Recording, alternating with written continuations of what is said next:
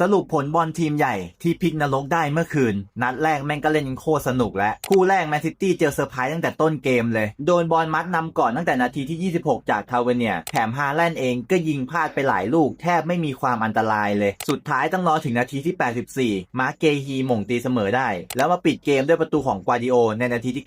90+1หลังผ่านการเช็ค VAR จนได้ชัยชนะ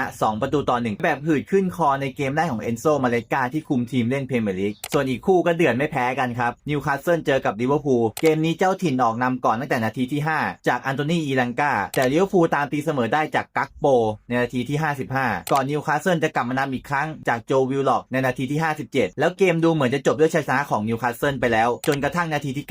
90+9ลิเวอร์พูลได้จุดโทษแล้วโซบอสไลน์ก็ยิงอย่างคมตีเสมอเป็น